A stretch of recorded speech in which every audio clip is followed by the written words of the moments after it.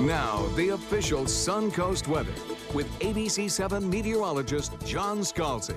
Well, good morning. If you're just joining us, we have a temperature that's pretty close to the 80-degree mark. It's at 79 right now with a dew point value that's climbing at 74.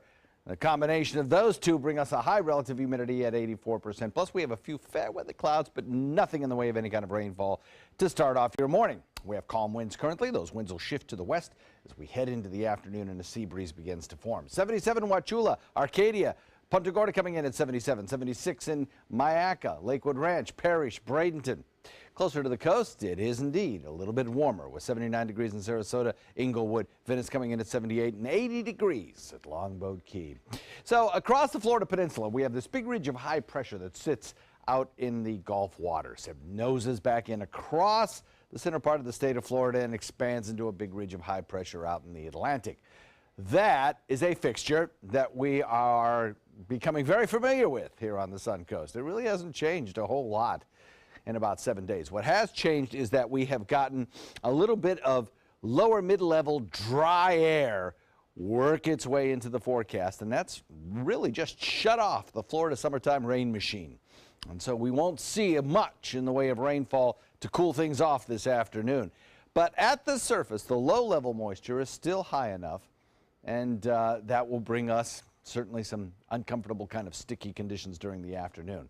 Now, there are places around where you'll see some showers. There's a trough of low pressure located off the Carolina coast producing some showers there. That's going to kind of be stationary. Down on the southern tip of the state, we have some scattered showers caused by an increase in humidity and moisture basically available down here. So that will be expected throughout the day today, scattered showers in the southern tip. From about Lake Okeechobee southward, better chances of rainfall, and certainly inland as well, better chances of rainfall. But for us, what you see is what you get. Quiet conditions, and like yesterday, maybe one or two showers might pop up, but they won't last long, and they won't produce terribly heavy rainfall across the region.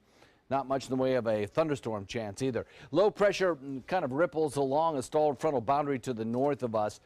Don't expect to see a lot out of that particular storm. So the Raleigh-Durham Airport, Charlotte Airport, and the Atlanta Airport all look pretty good today in terms of weather. For us, that high-pressure ridge brings us a sea breeze front later in the day, pushing the showers toward the other coast. So we're left with the 3 H's, hot, hazy, and humid again today. Small rain chances and high heat indexes above the 100-degree mark, with most of the rain falling in inland areas over the next several days. Dew point values across the state are still high, so consequently, you can expect to feel warmer than the actual air temperature by about 10 degrees. So taking a look across the basins where tropical activity might form, things are pretty quiet in the Atlantic. We did have one little wave that came off the coast of Africa, has about a 20% chance of developing over a 5-day period. So plenty of time to wait and watch. As far as close to home, there is nothing that threatens the state of Florida currently. 10% chance of developing a shower today. That's it. Over the next several days, we stay dry. By the end of the weekend, we start to moisten. A front starts to approach North Florida, and we start to increase our rain chances. Back to you.